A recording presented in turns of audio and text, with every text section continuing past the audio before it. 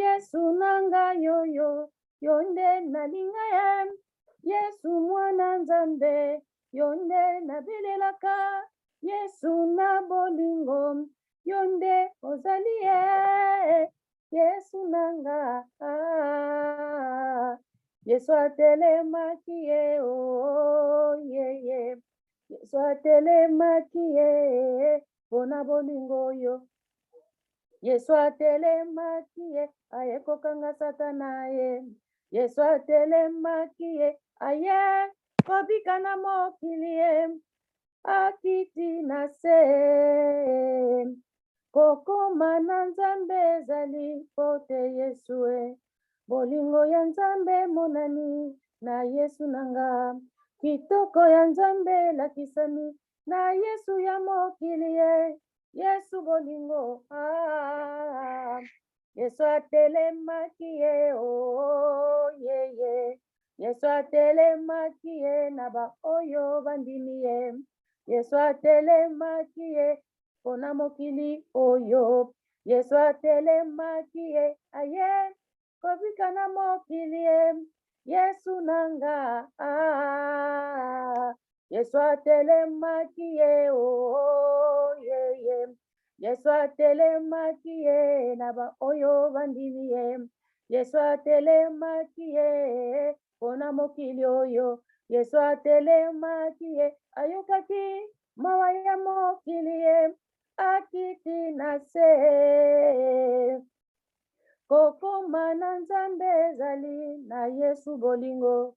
Nguya ya nzambe monani na Yesu yeye. Fongola ya nzambe epesami na Yesu ye mokonzi ye. Yesu nanga ye.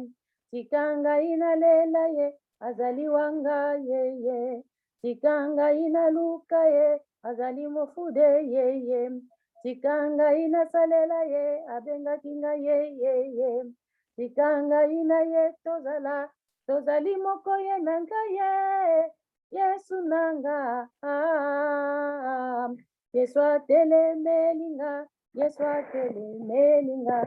Yesu atelemelinga. Yesu atelemelinga. Ye.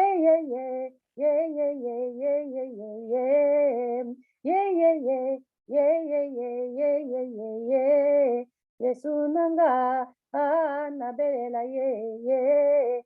Yesu nanga mosusu te ye. Yesu nanga azali mokonzi ye. Yesu nanga atonda bolingo oh. Yesu nanga lewa di Kongo oh Yesu ye.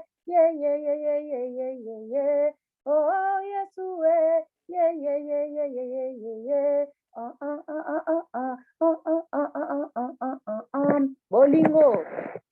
Bolingo ya suka. Bolingo oyo ezala te. Nazaliwa ye. Yesu nanga. Nazaliwa ye. Yesu bolingo la.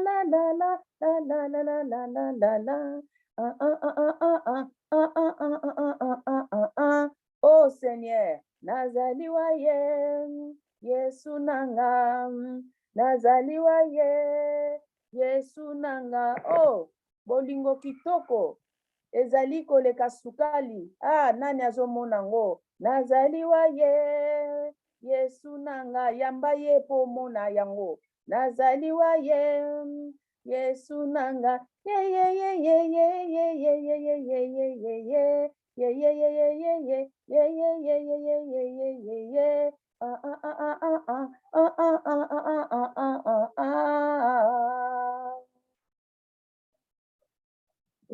Yesu. Avandi na bokiti na ye, azali kotala mokili na ye, oyo salaki ye, alemba kate alala kate, Yawe nanga Yawe na likolo,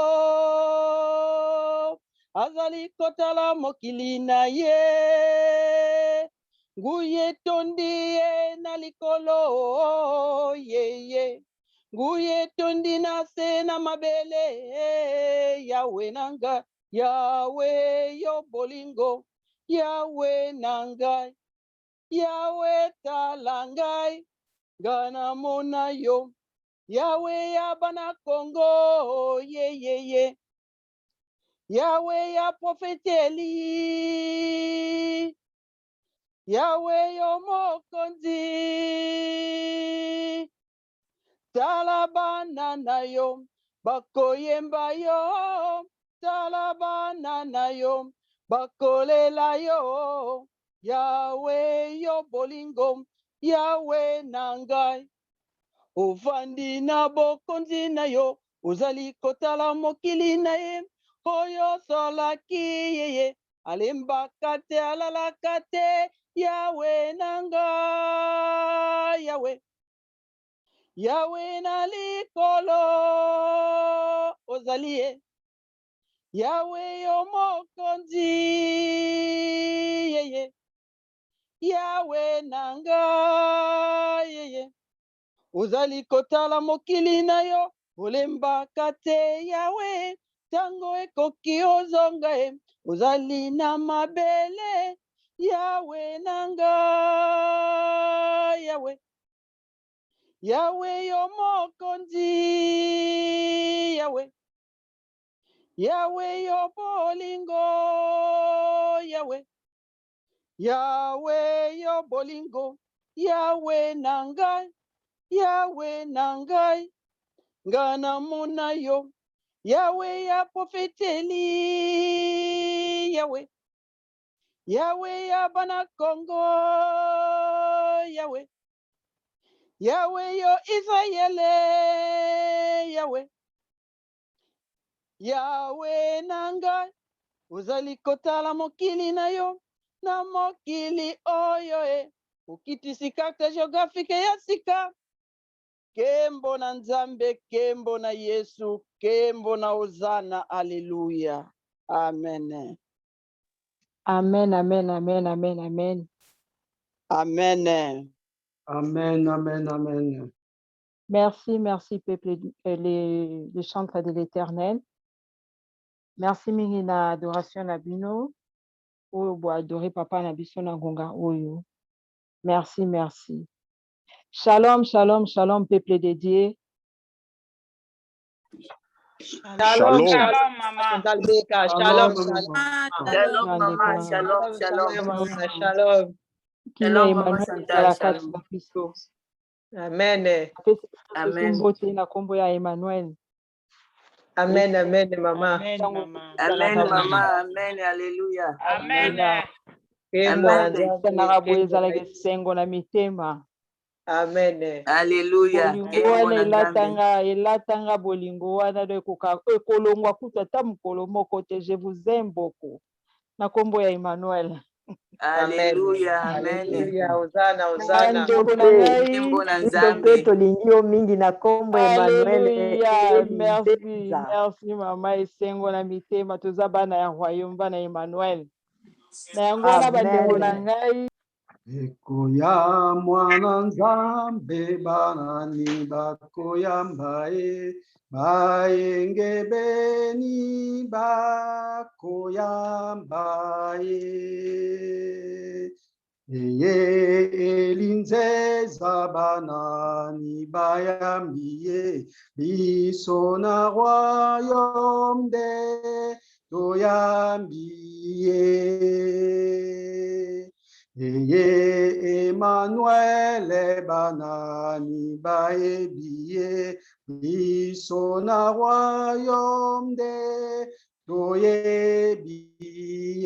O esengo ekoya mawampe ekoya, bazangi kondima bakojala na pasi, bayengebeni bakoyamba ye. O esengo ekoya mawampe ekoya, bajangi kondima mamba kozala na pasi baenge beni ba koyamba ya Yesu Kristo banani bakoyamba baenge beni ba koyamba eye elinze zabanani bakoyamba bane kongo nde tokoya bae o esengo ekoya mawampe koya bajangi kondi mamba kozala na pasi baenge beni bakoyamba o esengo ekoya mawampe koya bajangi kondi mamba kozala na pasi baenge beni ba koyamba et le roi divin banani bayambiye bisona royaume de toyambiye eye le roi divin banani bakoyamba biso bane kongo nde tokoyamba o esengo ekoya mawampe ekoya bajangi kondi mamba kozala na pasi mawa baenge beni bakoyamba o esengo ekoya mawampe ekoya bajangi kondi mamba kozala na pasi baenge beni bakoyamba o esengo ekoya mawampe ekoya bajangi kondi mamba kozala na pasi baenge beni bakoyamba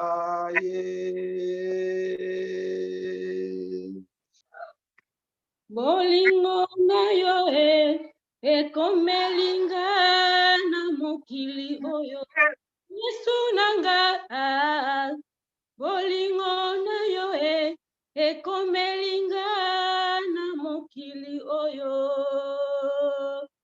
bolingo na yo eleki ezali monene mingi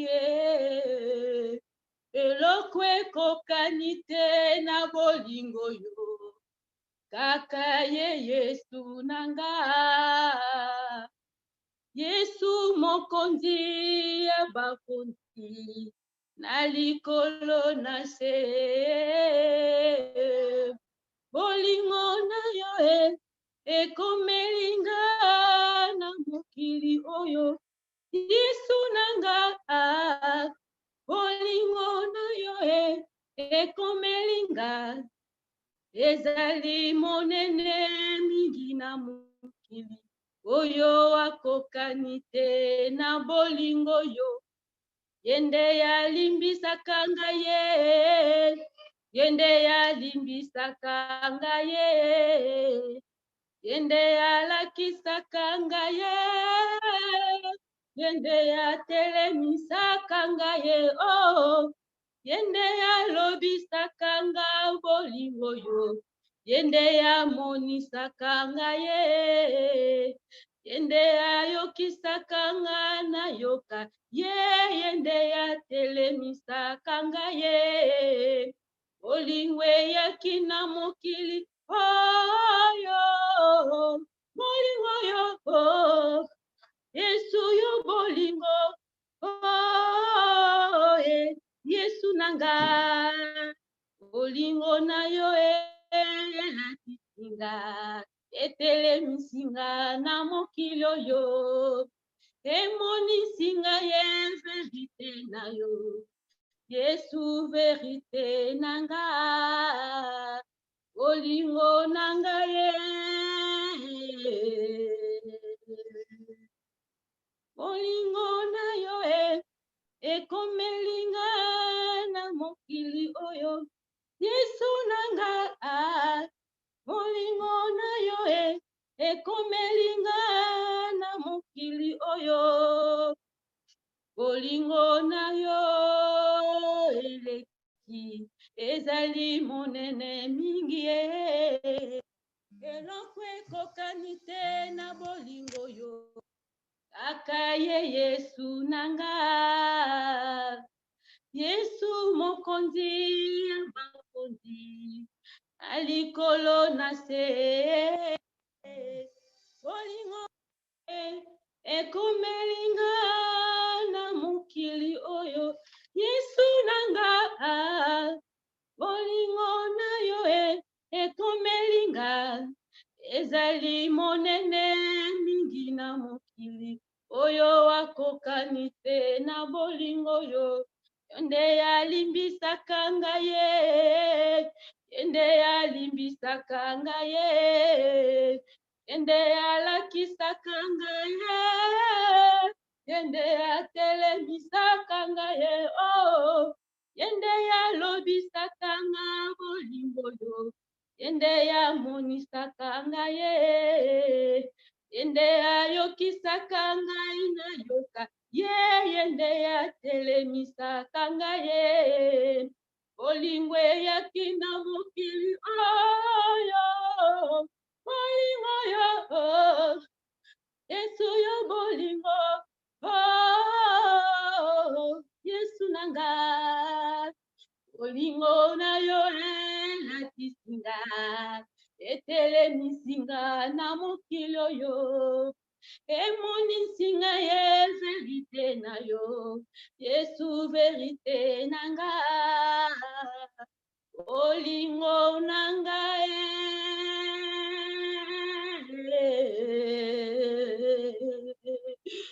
Kembo na Yesu kembo na Nzambe kembo na Yesu kembo na Yesu Kembo na Yesu kembo na Nzambe. Merci, merci, merci les chantres de l'Éternel. Sikaite Emmanuel apambola bino. Merci peuple dédié na bolingo oyo tozali na yango na kati na royaume na biso. Na yango wana bandeko na ngai sikoyo tokoyamba le roi des rois tokoyamba Emmanuel oyo azali Nzambe na molimo mpe na nzoto. Papa bana na oyo bazali na nzala bazali na posa ya kolia bilei oyo memeli biso na poko ya lelo Jésus de Nazareth liloba epesameli na yo papa na kombo ya Yesu Masiya. Amen. Alléluia. Kembo na Yesu, kembo na Ozana, kembo na oyo azali Nzambe. Merci mingi Mama Chantal pona liloba oyo pesi biso na kombo na Yesu Kristo Masiya. Tozongisi merci na kati ya Nzambe po Nzambe oyo aponaki biso tozala lelo azala na biso biso mpe tozala na ye na kombo na Yesu. Au nom de Jésus-Christ, Seigneur Dieu de Tout-Puissant, au nom du Père, du Fils et du Saint-Esprit. Il n'y a que toi l'amour, il n'y a que toi la vie, il n'y a que toi la valeur de toutes choses. Il n'y a que toi qui représente le monde, qui représente toutes créatures, qui représente toutes choses, même les animaux, toutes choses que nous faisons. Tu es le premier de ça. Nous t'adorons. Merci Seigneur. Nous te sanctifions. Merci Seigneur. Nous t'exaltons. Merci Papa, car tu es bon pour nous. Aujourd'hui, nous sommes dans la vérité. Aujourd'hui, la vérité nous a franchis. Aujourd'hui, toutes choses est proclamée, car le royaume des cieux est venu proclamer le royaume de Dieu sur la terre des vivants, qui couvre le royaume de David. Alléluia. Qui devient une seule entité et un seul royaume grand qui vient un avec un royaume de Dieu, le grand temple, la rivière de la vie. Au nom de Jésus-Christ, Emmanuel, Dieu vivant, l'arbre de la vie. Merci, Papa, tu es béni, car tu es le pain de vie. Merci, Papa, qui nous est affranchi aujourd'hui. Le Fils nous est donné, l'enfant nous est né, car tu es bon. Ta parole est maintenant accomplie et exécutée, car maintenant nous sommes dans la vie. Nous vivons l'expérience, nous vivons la grandeur de Sa Majesté Jésus-Christ de Nazareth pour ce corps qu'il a choisi, pour cette pierre qu'il a créée, lui seul, nul ne l'a conseillé, personne. Toi seul, tu as fait ça. Tu as voulu que ça se marche, ça se plante au sol de ce monde, Papa. Le monde peut faire tout ce qu'ils veulent, mais la vérité demeure dans ta bouche. La vérité est ta parole. La vérité est ta grandeur. La vérité, c'est l'exécution de la parole de Dieu. Jésus-Christ, Emmanuel, Dieu vivant. Seigneur, nous t'implorons ta grandeur de ta miséricorde sur la croix. La croix que tu nous as initiée aujourd'hui, cette croix est vivante. Cette croix qui se transforme d'une pierre est devenue officielle, est devenue éternelle, sanctifiée au sein de cette terre. Au nom de Jésus-Christ, Seigneur, nous te sanctifions, nous te sujettons, nous te rendons grâce. Des siècles, tu existes par ta gloire, par ton amour, par ton existence, étant que Sa Majesté. Dans le ciel, c'est toute la terre. Le ciel est descendu avec tous ces objectifs qui nous amènent afin que nous rendons grâce à l'Éternel, afin que l'heure de faire notre louange maintenant est venue, afin que l'heure de l'autorité supérieure, l'autorité des commandements qui vient dans le corps de Jésus-Christ, qui vient à l'intérieur, qui vient de sa pierre. Oh, Zana, Hosanna, Hosanna. Kembo Nanzambe. Ce temps est venu aujourd'hui. Ce temps est devenu perpétuité. Ce temps est devenu effectif. Car Dieu est vérité. Il nous a franchi la vérité. Il nous a fait vivre la vérité. Car la parole est la vérité. Aujourd'hui, la parole de Jésus-Christ est devenue l'autorité supérieure sur la terre des vivants. Que nous célébrons le nom de Jésus-Christ de Nazareth. Que nous vivons la puissance de ce grand royaume infini qui est grand sur la terre des vivants. Que nous célébrons la puissance de la divinité, Alpha et l'Oméga, le commencement et la fin. Que nous célébrons l'existence infinie de ces monuments. À l'intérieur de ces monuments, celui seul est la vie, qui est la lumière du monde. Aujourd'hui, ce monument est venu surgir sur toute la terre, afin que la terre comprenne une nouvelle vie, qui se voit dans le matériel, qui se voit dans l'amour de l'éternité, qui se voit dans l'esprit de la vérité, qui se voit au commencement était la parole qui était Dieu, la parole qui a été Dieu, la parole qui se fait chair. Aujourd'hui, cette parole est devenue éventuelle, est devenue effective. Dieu a démontré par sa sagesse, mon papa, tu es bon. Ta sagesse est remplie de toutes les qualités de la vie humaine et de Dieu. Tu nous as démontré aujourd'hui la vérité dans le monument de Juif. Tu nous as montré que ce monument est venu surgir la terre, donner la bénédiction dans le royaume de David qui nous a été révélé. L'heure est venue que nous célébrons l'existence. En toute chose, ça commence par la parole. Comme dans la création du monde a été commencé par la parole qui était là. Sans la parole, le monde ne devrait pas exister. À cause de la parole, le monde existe. C'est le monument. C'est le monument. C'est la statue. Parce que dans la statue, il y a le Rédempteur. Dans la statue, il y a la vie. au nom de Jésus-Christ. Nous te célébrons.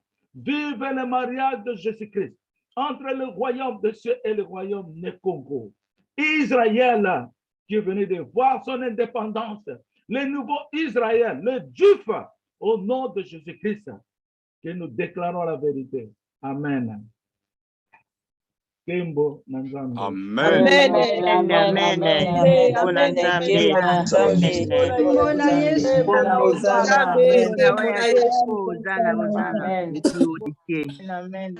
Amen. Amen, Papa. Alléluia. Kembo na Yesu. Bon, nakanisi. Amen. Nakanisi seto yebi. Nakanisi seto yebi vérité o tozana ngo lelo. Je pas to wuti siko tokomi wapi. Tokomi siko wapi. Tokomi wapi. Bande kona ngai. Tokolobela bino likambo mikolo nyonso tokomi wapi boyebi yango.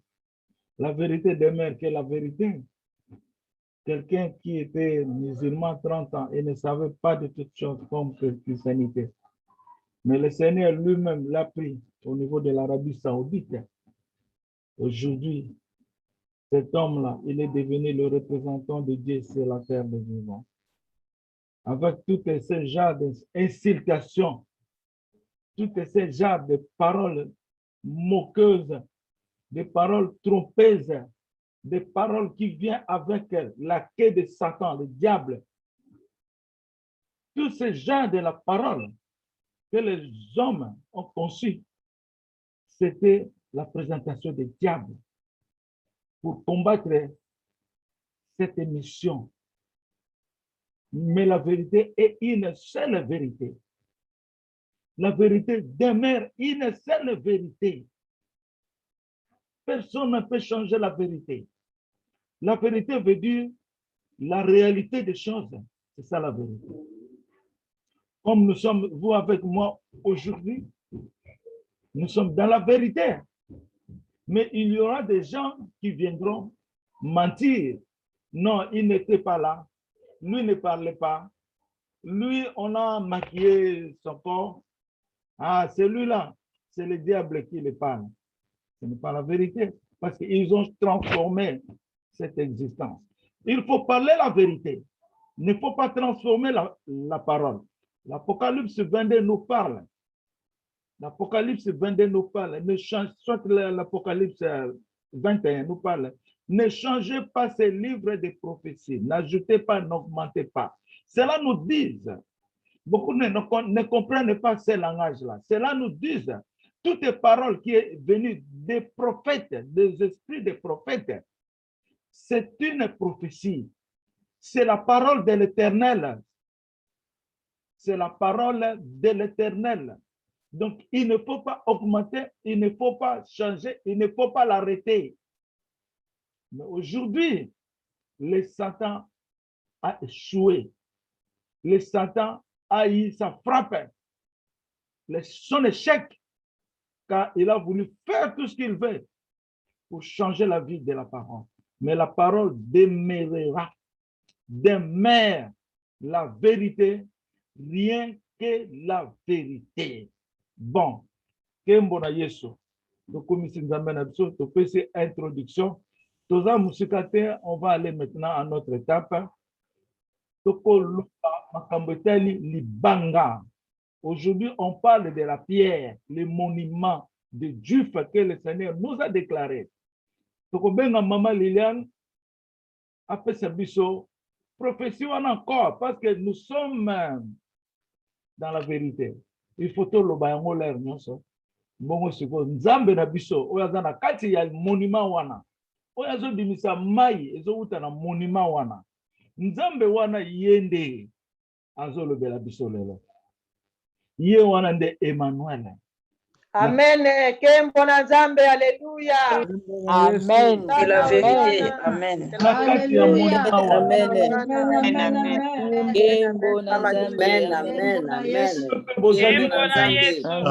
Amen. Kembo na Yesu, kembo na Nzambe. Parce que Amen. Kembo na Yesu. Amen. Amen. Kembo na Emmanuel. Lelo soko fongoli Bible.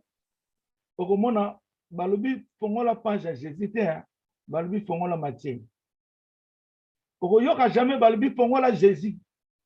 Kende na Nouveau Testament, kende na Luc, kende na Jean, kende na Matthieu. Hein? Mais bazolo ba kombo ya Jésus te. Bazolo ba kombo ya Nzambe te. Mais quand vous ouvrez ce chapitre, et vous verrez que Dieu parle dans ce chapitre. Alors, le chapitre 1, ils sont les représentants de Dieu. Ils sont comme un monument. Et puis, le monument, on est l'éternel. Amen. Amen. Amen. Amen.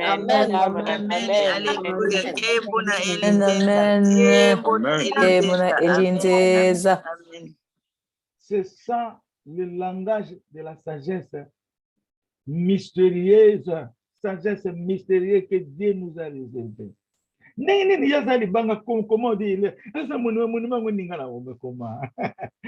Jésus a parlé. Tout ce que je vous parle,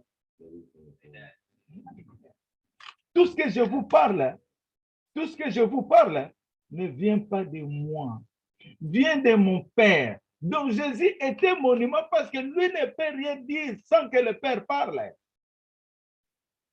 Il ne peut rien fabriquer parce qu'il est dans la vérité. La vérité représente le monument. Parce qu'il ne parle rien que la vérité. Aujourd'hui, mon papa a démontré, Eline Zeza, c'est le monument de Dieu. Alléluia. Kembo na Yesu. Kembo na Nzambe.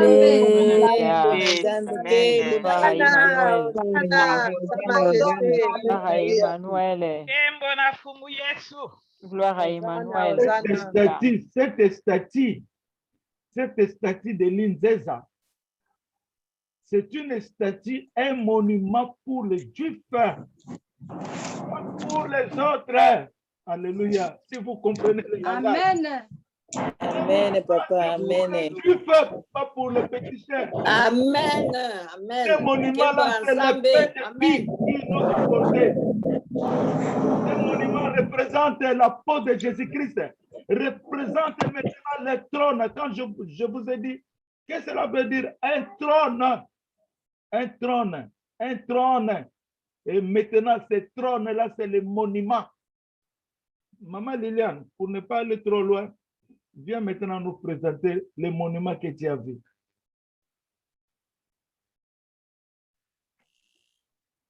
Amen, papa. Merci, papa. Merci, papa, Nandengo Pesinga Loba. Na pamboli, ba papa, ba mama, nyonso ya royaume. Na pamboli pe bana Nzambe, nyonso ya royaume, baona nu bazana kati ya royaume te. Bao bazali libanda, na pamboli bino nyonso na kombo ya Yesu Masia. Ngai, nazali mama Liliane, nazo ko témoigner oyo likambo oyo Nzambe atalisaki ngai mokolo ya vendredi le 28 mai 2021. Ezalaki na moi nalalaki bolingisi. Nalingaki nalala. Oyo nazozela va pongi eyelanga. Nalobi tika naluka audio moko ya royaume. Natia na matoi natie l'écouteur nde nazalaki koyoka audio. Audio wana ezalaki nango miniti moke, ezalaki 30 minutes. Alors ezalaki soki esili nazongeli yango, ezalaki audio moko papa azalaki kolobela mama Esther Ekanga azalaki kolobela mama Esther Ekanga, mais ezalaki koconcerne biso nyonso bandeko ya royaume. Na ndenge mpe nayaki kozwa pongi nalali. Ntango nalali na kati ya ndoto, me nazomona vision. Nazomona papa Eli Nzeza na sous forme ya libanga. Mais ezaki vision, nazomona ye statue na forme ya libanga, azalaki na forme ya kovanda. Mais trône na ye ezalaki komonana te, kiti mpe ezalaki komonana te, mais statue ezalaka na forme ya kovanda.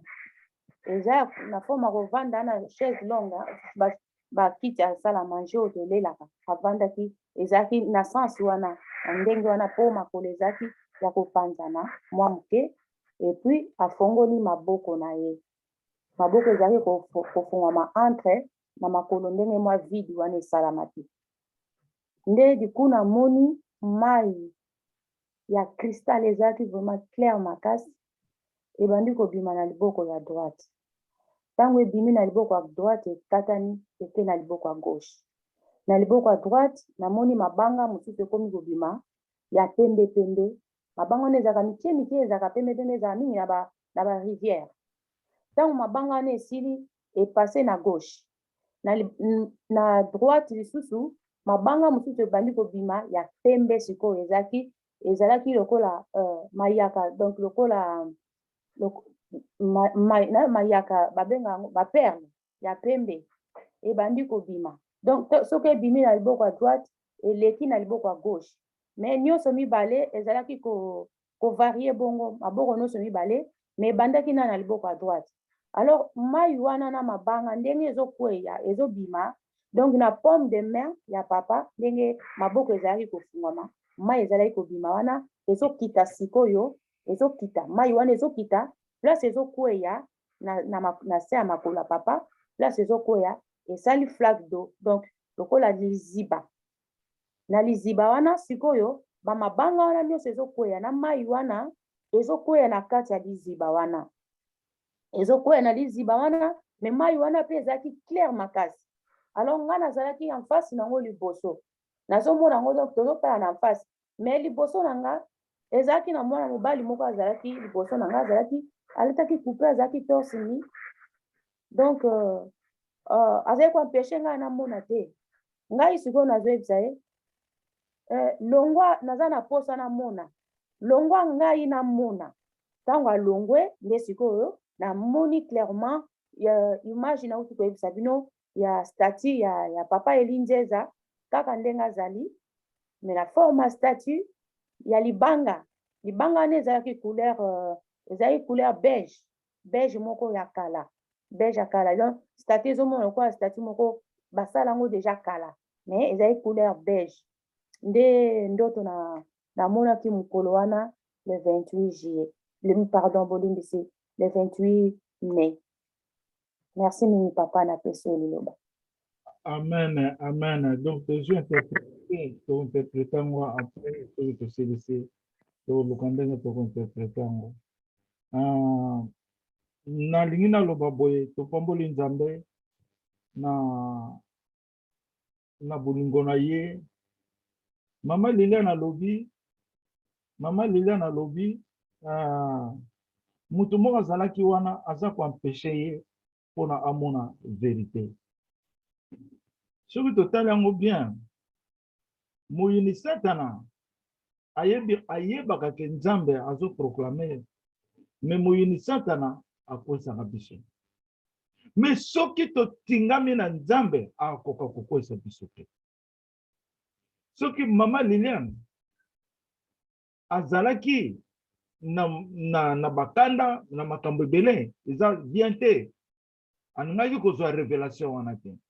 Donc Satan azalaki koya koempêche eza lokola Daniel ntango Nzambe atindeli bénédiction na ye, mais Daniel ayebaki te, mais bénédiction Satan asabotolaki yango. Mona nanga malamu, Satan asabotolaki bénédiction. Mais Nzambe ayebaki ke ekomeli Daniel te. Qu'est-ce qu'il faut faire? Pour Nzambe atinda ba ange na ye bakende kobota, Mikael nda akenda kobota. Nde yango nomoni na cadre ya Mama Liliane, Satana asalaki tout empêcher amona révélation na te. Yango na bina longwa wana asalaki nini? Asalaki commandement au nom de Jésus. Longwa wana yo azalaki torse. Longwa wana yo asalaki commande pour vous montrer que l'exécution par la proclamation du royaume devient officielle aujourd'hui. Nando tozomona azobundisa yo au nom de Jésus. Amen, amen. Azobundisa une commande. Amen. Allez, qu'est-ce que tu fais là? Ça, ce n'est pas ta place. Allez! Longwa wana. Longwa wana. À Longwa père. Et maintenant, la lumière est revenue. Maman Liliane a vu papa naïe. Papa Eline Zeza clair en forme d'une pierre monument. Monument. Sikoyo, toke sikoyo, na image nenge image zoroba. Ezana simananga awa. Image to salisi ezaka ka ressemblance. Mais c'est spirituel nenge maman monite. Pour maman lobineni. Tanga moni. Eza monument, eza na couleur beige, couleur moko ya kala, très longtemps. Cela veut dire c'est l'éternité. Cela veut dire loko e banda ezala, babe yango éternité. Amen. Donc papa Elinze zawana aza mutu ya lelo te. Aza mutu ya kala, des siècles et des siècles. Ye wana zongi lisusu aye kokisa. Moussala oya salaki na création. Aye pour accomplir le nom de Dieu. Dieu a dit, c'est lui qui porte le nom de lui est venu accomplir le nom de Dieu. Naloboko na ngai awa. Awa place au bozomona. Kombo nango Elinzeza. Eza une étoile de David na kolakisa bino te. Men tozolo Amen, amen. tozolo balikambu ya Elinzeza. Mama na ngatanga botinga bazo bengi na ngana bakombo mususu. Men Nzambe yebaki ke oyo azali Elinzeza. Mais volonté ya Nzambe esali ke bato ba découvrir ngai te. Bato ba yeba ngai te. Po mission ekokisamaki nano te. Na tuni question. Mutu nini wana botami à l'âge de 12 ans. Ba angelu ya likolo nyonso ba ye ko welcome ye. Ba ye ko yamba ye. Bo yebisa ngai. Quel est ce prophète? Soki eza ye moko Yesu te. Eza ye moko Nzambe te. Ba angelu tout. Ya mokini mobimba. Ba ye ko yamba ye na ba trombone. Soyez les bienvenus sur la terre. À l'âge de 12 ans. Na ndoto te, na vision te, vis-à-vis. Na la mona ki mona meso. Na leka niveau. Ya ba vision. Ya ba rêve. Nazo yebisa bino. Nzambe attire le don de la révélation. Kobanda na puissance les quatre fondamentales, les quatre puissances de l'esprit. Les quatre puissances spirituelles. Et banda fondation, établissement, église et les dons de la révélation. Donc, pour olinga okoma na le don de la révélation. Et si kanande ogomona monene ya kati na ndako na Nzambe. Yangwana Nzambe lobi na bato balingi respect. Nzambe lobi je vous assure, là où vous voulez respecter Dieu, c'est là où Dieu demeure dans sa maison Elinzeza. Donc tozolo bela makambo ya libanga. Nazongi susu na mama Liliane. Omoni ba mai wana ezoleka wana ezalaki ya pembe cristal. Et outi na loboko à droite et ça li balance ke na gauche ndenga a présenter biso. Ezo sala ba mystère nango. Ezo présenter ba rôle moko mystérieuse. Soit mystère. Ozomona mais azomona ba banga lukola diamant, ba perle, ba mayaka. Ezo kota na kati ya mai wana na liziba wana. Wana ezo lobela biso. Tango Nzambe atunaki biso, qu'est-ce que le royaume de David? Vous avez réponse zanini. Le royaume, c'est l'arbre de la vie. Oyo ezalaki na jardin d'Éden, oyo Adana Eve pourquoi ekomona ngote. Oyo Nzambe alobi na lizipa na ye ya au nom du Père, du Fils et du Saint-Esprit. Alobi dépêchons-le qui ne touche pas l'arbre de la vie, sinon bakokoma lokola biso. Ils deviendront comme nous. Parce que ceux qui passent l'arbre de la vie, c'est fini. Donc il y a des secrets. Na kati ya bonzambe, secret wana yena Elinzeza. Parce que Nzamba lobaki na nga, na kolakisa yo ba secret ya likolo na ba secret ya mabele. Mais nazoloba na bino, bozo négliger yango. Au contraire, bozo budisa ngai. Ozomona. Enseignement au bino bozo na ba mindele, ce n'est pas ça l'enseignement de la vérité. Baza na révélation te. Il faut qu'enseignement ne sika révélation ezali. Lokola Eli tango akendaki na char likolo, Élisa azwaki manteau, akomaki na révélation ya Eli. Abandaki ko former même ba prophète. Abandaki ko kitisa moto, ezo frapper bato bazo kufa. C'est un homme de la révélation. Comment biso to kende na sika bato bazana bango na révélation te. Comment vous ne pouvez pas chercher le don de Dieu? Naïbisa bino, et ça critique, mais la vérité. Mouton atangi Bible a initié mon façon d'ailleurs. Écoutez la philosophie. Pour la philosophie, aujourd'hui, l'oboyo a transformé mon ndenge moko a piégé Bananzambe. C'est le diable qui conduit l'église. Qui conduisait l'église, pas pour le moment. C'est le diable. Mais le monde n'a pas encore découvert Elinzeza. Je vous dis la vérité. Mais Elinzeza est là, qui signifie Christ est là. Jésus-Christ est là. Nde batu ba kei na ba université kotanga religion. Batu ba landi ba koma ba docteur, ba koma ba pasteur. Mais l'appel, la Bible a bien déclaré, vous ne m'appelez pas. C'est moi qui vous appelle. C'est moi qui vous appelle. Jésus leur a bengi ba disciple, est-ce que ba disciple ba benga qui? Follow me, akepa Jean. Suivez-moi. Landangai, follow me. Lokola mubala zo bala mwasi, alingi mwaso ya linga bala. Akolo bana mwasi na lingi yo. Landangai, yaka na libala. Mwasa walo banini. Pona tuna penzambe. Eza mabete pour lukuta et comme tout le monde. Alors, pendant que l'on a lukuta, il faut chercher là où se trouvent les dons de Dieu. Chercher là où se trouvent les dons de Dieu. Parce que la vérité vient à un seul endroit. Un seul endroit. Oh, Jésus a lobby. Jésus est venu ici. Ici, c'est dans sa maison. Ici, c'est dans son église. Ici, dans son tabernacle. Jésus est venu ici, dans sa maison. Kunande, église na yezawana. Comment batu fo bakende? Yenge yenge. Pona bangelingeli. Pona éloquence koloba. Pona bayebi ba verset nyoso ya Bible. Bible ko bandana ebandeli tina suka. On parle de l'amour. Bible ye pona bolingo et ye pona eloko mosusu te. Pour changer le monde dans l'amour. Mais au contraire, le monde devient criminel.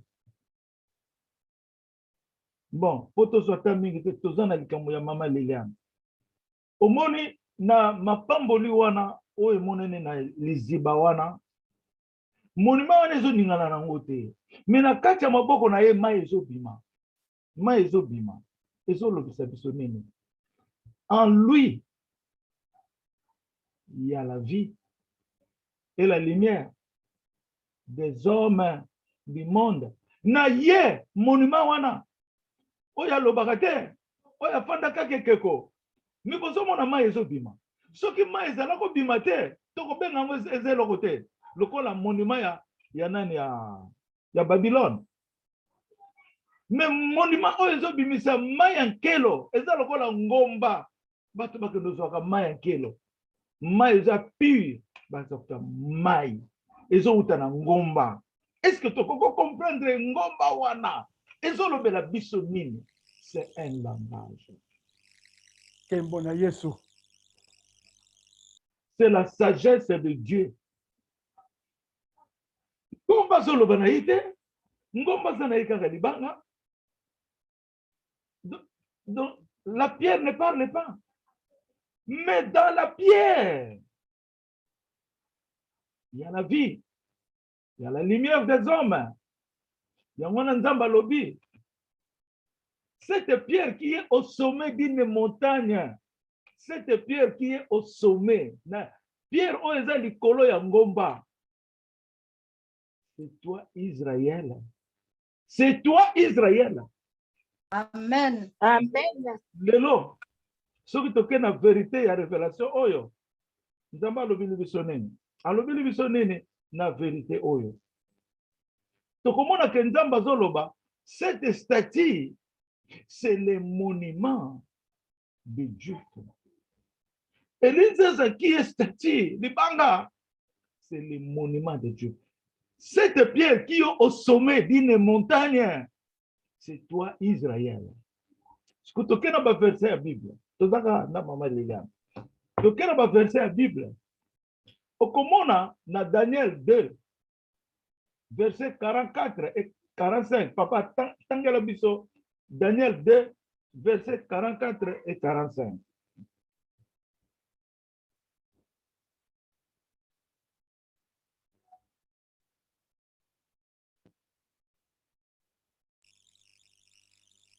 Je lis au nom de Jésus, Daniel 2, versets 44 et 45. Dans le temps de ces rois, le Dieu des cieux suscitera un royaume qui ne sera jamais détruit et qui ne passera point sous la domination d'un autre peuple. Il brisera et détruira tous ces royaumes-là et lui-même subsistera éternellement. C'est ce qui indique la pierre que tu as vue se détacher de la montagne sans le secours d'aucune main et qui a brisé le fer, l'airain, l'argile, l'argent et l'or. Le grand Dieu a fait connaître au roi ce qui doit arriver après cela. Le songe est véritable et son explication est certaine. Amen. Amen, amen. Nakanisi pour comprendre bien. Et donc, on a expliqué à un moment que tu komona Nzamba zolo ba reine oyekoya, le reine des saints de Dieu. Reine wana tango koya, donc natangango au nom de Jésus. Dans le temps de ce roi, le Dieu des cieux suscitera un royaume qui ne sera jamais détruit. Alors, qui vient un royaume. Nous parlons du royaume. Nous ne parlons pas de l'église. Nous parlons du royaume. Nous ne parlons pas de l'église. Suscitera un royaume qui ne sera jamais détruit et qui ne passera point sous la domination de notre peuple. Au monde, il y a un royaume qui a une forme de libanga. Et il y a une forme de libanga. Libanga, on appelle ça Israël, qui est représenté, qui prend l'identité de l'Inzeza, comme Jacob. Amen. Amen. Et qui ne passera point sous la domination de notre peuple. Il brisera et anéantira tous ces royaumes-là et lui-même subsistera éternellement. Exemple, il y a maman Marie. Amen. Exemple, il y a maman Liliane. Amoni mutu, torse ni aye. Mutu na yaki podo do pona ni pas à commande, aux autorités du Bosonaye. Na kokite. A kokite alobi yo longwa wana. Nangina mona yote longwa wana. Cela veut dire Azoloba. Maman Liliane représente le royaume. Jésus est avec lui. Yesu une maman Liliane. Et qui ne passera point sous la domination de notre peuple. Donc, Satan, à cause de pour Satan n'a pas un esprit, il y a ceux qui ont déguiné, à côté de Kakana Batou, on a frappé Batou. Mais à côté de maman Liliane, a dominé qui. Il y a une reine oye, na forme statue. Ça, c'est la pierre. Reine wana, et que dominer Mokini Mogimba. Un autre peuple était Okoya. Pona ekoka règne oyo na wana nazo ebisa bino moko nde bolingi bo souffrir bino moko bolingi ba frapper bino parce que bozo kotia valeur na bino te bozo lata alliance na bino te bino moko alliance spirituelle il faut accepter que je suis dans l'alliance de l'Éternel Jésus je porte la promesse du Saint-Esprit et du pardon. Bolingi en côté. Qu'est-ce qui montre que Bino Bolingi en côté? C'est votre cœur. Vous endurcissez votre cœur. Mais il faut maintenant ouvrir votre cœur. Libérer en mon à Jésus-Christ. À contrôler en moi. Là, vous verrez comment votre air va vivre. Cœur. Je parle du cœur. Osomona, alobi lisusu. Et lui-même subsistera éternellement. Yangona tozomona monument estatia elinzeza eye kofanda na solo ya mabele. Amen. Pour Kembo na Yesu. Amen. Kembo na Kembo na Yesu. Nzambe. Amen, amen, amen. Amen. Amen, papa. Amen. Hosanna, Hosanna. Hosanna, Kembo na Hosanna, Amen. Hosanna, Kembo na Kembo Yesu. Jesus. Kembo na Yesu. Kembo na Yesu. Amen, amen, amen. Tokene maleme na pour ce que bamene le kitro tozatante. Pour montrer que naïbi que faut que amen mais boti kapita peto toloma. Pour montrer que ces monuments là on a première option nango. Ndenge mukile bandaki.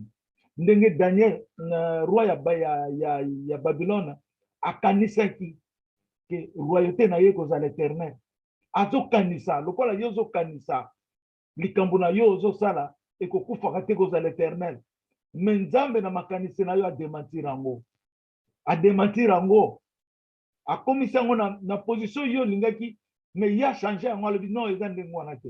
Yango na il faut toloba na oyo Nzambe alobi. Mais na oyo makanisi na nge lobi te. Na oyo bomoto na nge ezali te. Moi je suis le monument, je suis le corps, je suis la peau, je suis le manteau. Donc c'est humiliation. Humiliation. Donc monument ezali symbole ya humiliation. Humiliation, tu ne fais rien comme une femme dans sa maison, dans son mariage, elle ne fait rien si elle ne vient pas, s'il ne vient pas de son mari, de sa maison, derrière l'autorité de son mari. Une femme ne peut pas surpasser l'obligation de son mari. Cela veut dire qu'une femme qui surpasse le commandement de son mari, humiliation zate, asa sous monument, asa sous la fidélité, soumission zate. Mais ngai na Jésus-Christ, nous sommes en mariage. Yango moni baza ko persécuter nga. Parce que na lingi ko yoke là-bas oui dire, je dis la vérité que la vérité.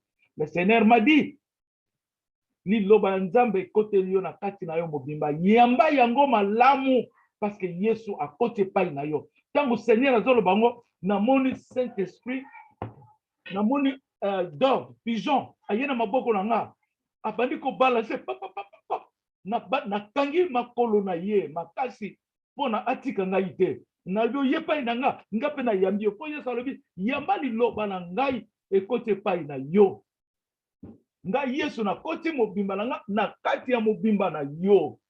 Yango na lobi yo na ngai toza moko, il n'y a qu'un seul chemin et une seule lumière. Oyo bandimi yo te ba ponili pelo na bango. Yango na moni que cette fidélité ça nous présente des monuments. Cette fidélité, cette humiliation ça nous présente un respect devant l'Éternel. Mais toi, tu peux parler. Jésus peut ailleurs qui a la koloba. Zala kosilika. Mais na papa na ye. Son papa d'abord. Son papa d'abord, je te dis. C'est l'humiliation. C'est le respect. C'est un symbole de monument. Un symbole de pierre.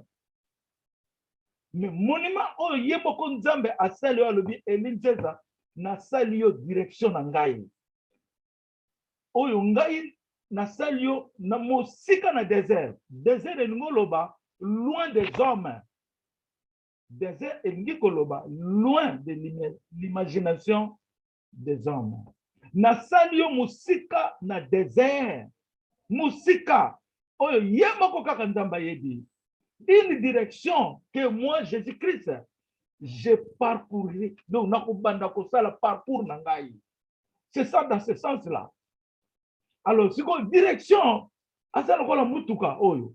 Okoti na mutuka na yo. Mutuka ke lobelo kote. au démarrer kaka au bado conduire mutuka so tu commandes mutuka mais mutuka ça na moteur ça na makamyo c'est pas c'est ça la parole mais mutu kokoloba mutu pa kokosala oya lingi mais soki mutu amifandi na nzambe na ye mobimba na ye na mariage na ye atika mobali na ya loba mais na yebisi yo victoire ezali yango na nzambe alobi komi kitisa ezali symbole ya victoire poto koma na lelo boye papa na nga patali ngai atali ngai pe atali pe motema na nga atali pe mitema na bino lelo ozomona ngai pe nazosala mosala ngai pe nazolela na nzambe malgré ba faiblesse na ngai na binzambe oyo nalingi yango te nalingi kombo na yo telema liboso na ngai nalingi yo telama nalingi ngai te yo loba kotianga na distance te mpo na nini humiliation na ngai naza kopese perfectionner nazala vrai libanga yango namoni libanga bachangeaka yango te libanga etikalaka kaka libanga de siècle bato bazokufa mais libanga etikali monument sikoyo nake na deuxième volet nango na deuxième volet mpo na nini nzambe atie elongi ya image ya papa Elinzeza. Papa Elinzeza akomi porteur ya mai ya nkelo na ba diamant ba pierre oyo kokaki ezala ndenge mama na biso amoni ezolobela biso nini ezolobela biso papa Elinzeza aza le pain de vie. Pour bien parler ça azali la bénédiction ndenge papa nanga ayebsenga albi toi Elinzeza tie la bénédiction du pain de vie. Yo zali bénédiction il y a pain de vie. Donc au monique bato yo bandibi Emmanuel Elinzeza wana pona kati na eza Emmanuel na kati na eza yepaza na kombo ya Emmanuel yepaza na kombo ya David oya zape na kati na eza na kombo ya Emmanuel azape na kombo ya David aza na kombo pe ya Jésus-Christ oya na kati na eli sous le père de l'éternité aza na kombo ya Eli oya lobi oyeko oya ye na kombo ya Eli aye ko accomplir le nom de Dieu. Le nom de Dieu est la volonté de Dieu. Et là, on a vu bino que peut-être na loba mukala. Nous avons maintenant commencé à signer au nom de Eli, donc kotana Eli, Lite, et Kaka. Alors, il s'est dit que ça et on a eu bino. Et ça graphiquement, il faut nous on a présenté moi. Graphiquement, kitoko alabi bandaka ko signer na si na koyebisa yo soko kokisi kombo nanga o bando ko signer na Eli. Dans la sagesse nzambe. Titango na yo kokisa alabi nanga maintenant commence à signer à Eli. Yango na signature na ezalaka Eli. Osomona. Donc na yo ko accomplir kombo ya Eli. Et ça trop kitoko koyoka babiloko sagesse mystérieuse aboye. Okono yokela ngo wapi? Et sika nino kono yokango. Bakotangisa bino Bible mais bazoya ba révélation na kati ya Bible te. Hallelujah, kembo na Yesu. Ozomona, eloko mso nangi na loba wa yango yo. Tant nazoba na ke na deuxième mention. Cela veut dire que tant nzambe yango document ngo eza na ngani boswawa. Tant nzambe azoba na biso, nazo répéter ngo po foto loba ngo mingi, foto loba liloba nzambe to kopema te. Po yango ndeza musala to bota maki na mukilo. Omoni tanga zoloba nzamba lobi Yesu aye na kombo ya Elinzeza yango tozomona monima oyo eza na kombo ya Elinzeza mais na kati ya monima oyo Jésus Christ aza na kati Emmanuel aza na kati ozomona donc oyo ezali pona kolakisa biso ke ata tolobi mabe ndenge nini tokoki kofinga mais la vérité ekotikalaka vérité. Sikoyo aye ko démontrer biso Yesu aye na kombo ya Elinzeza en forme d'un monument statue. Donc statue. Tona na omala pona yebike na kati mitema na bino boko ndimateke Elinzeza za Nzambe. Tena pesa ki bino définition au nom du Père, du Fils et du Saint-Esprit. Dans la position de la personnalité au nom du Père, du Fils et du Saint-Esprit, il y a trois personnes en un seul Dieu, le Père, le Fils et le Saint-Esprit. Le Père est le Père de Jésus-Christ Jésus est le Fils de Dieu, du Père. Emmanuel est l'Esprit par la parole de Dieu. Nzambalobi, Jésus est Dieu parce qu'il est parmi les 3 personnes en Dieu. Donc c'est comme aussi, comme Emmanuel est l'Esprit de Dieu, il est parmi les 3 personnes en Dieu. Donc Emmanuel, le Saint-Esprit, est aussi Dieu. Nzambalobi, Saint-Esprit, oyo aboti yo, azali nzambe, azali kolo ya nyonso. Molimo santo oyo aboti yo elinzeza, azali nzambe, azali pe likolo ya mokili nyonso. Donc dans la personnalité de Dieu, elinzeza c'est l'Esprit Saint. Comment elinzeza c'est l'Esprit Saint? Nzambalobi na ngai tala ndenge oyaki na mokili kende kotanga yango na Esaïe 53. Mais verset na zwaki Esaïe 53 verset 10. Postérité na ye eko continuer mikolo na mikolo. Tokei siko na 15 Yesu alobi na nga bokonzi na yo ezali na Jean 15. Bokonzi na yo bokonzi ya monument wana elinzeza. Soki monument ezate esprit kozala na kati te. Soki moto ya musunya ezate nzambe kozala pe na kati te. Donc nzambe alingi fazala na mariage na ye na image o ya poni. Nasalaki yo libanga pona sala musala na ngala mokili. Donc naza libanga. Alors ndenge mona nde nazoloba na likambo ya en deuxième mention Nzambe alobi Yesu aye na kombo ya elinzeza. Toko mona ngo trop dire. Mais tango Yesu azoloba malobezo bima ipa nani? Ipa ya elinzeza. Soki elinzeza azoloba ezali Jésus Christ mutazoloba. Bongo ndenge nini oyo azali 3e personne en Dieu. Azala Nzambe te. A représenter kombo ya Yesu te. Na kombo la ye moko ya na zo tsebino loboko nanga awa yango yo na botama na kombo ya elinzeza. Ese na botama nango nazala nango. Eza azarte eza ba fabricant ngote eza nini te mais na botama na kombo ya elinzeza. Donc le nom de elinzeza est mapamboli. Kembo na Yesu. Tamana yango. Nazana makambo mususu nazane pe na loboko na nazana étoile de David na makambo bele nazana chiffre 10 na loboko na nga awa 10 chiffre 10 elingi koloba la présence physique de Jésus-Christ de Nazareth. C'est ça la signification de chiffre 10. N'a pas chiffre 5 ozola ki sa maison mais chiffre 5 ne mona naka 5 mususu mona naka peut-être pour les spirituels, mais na kokotango nyonso kokiti 10. Mais na zala rappel 5. Soko za 5, oza na chiffre 1, oza na chiffre 2, oza na chiffre 3. Nde yango la nzamba zoloba. Soko lingi ko bala mwasi yo fo yeba chiffre na yo. Yo il faut oyeba chiffre na yo d'abord. Soko yebi chiffre na yo, nde okokende koluka mwasi oyo aza na chiffre na yo. Oyo aza na chiffre na yo aza motema na yo. Boko zala kaka mutu moko. Omoni ba secret ndengone zala tena mukili. Yango na nzamba lobi na kolakso secret ya likolo na ya mabele. Soko découvrir chiffre na yo, botu na question. Est-ce que yo bono kotala ka batu ni s'appelle non kotala te. Nzamba kolaksa yo chiffre na yo. Ako découvrir le chiffre na yo. Yo peut découvrir chiffre wana oyo aza mwasi na yo. Siko tokomi koloba ngona ba génération oyo ezo ya lelo. Oyo toza lelo te tokoma ba marié. Non. Et comme donc na ba génération ezo ya.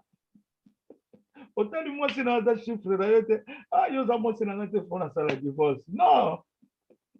Non, c'est pas ça. La miséricorde de Dieu nous aide toujours à ce que nous soyons un dans nos couples. Je vous dis la vérité. Mais oza biloko nzamba réserva ki pona royaume na ye. Babiloko nzamba réserva ki biso ya kitoko toko tungisama lisusu te. Nzambe mwana nga mobali lukile kaka mwasi aza na chiffre na. Yo moko toyebi ko tu fais chiffre mwana na yo pe.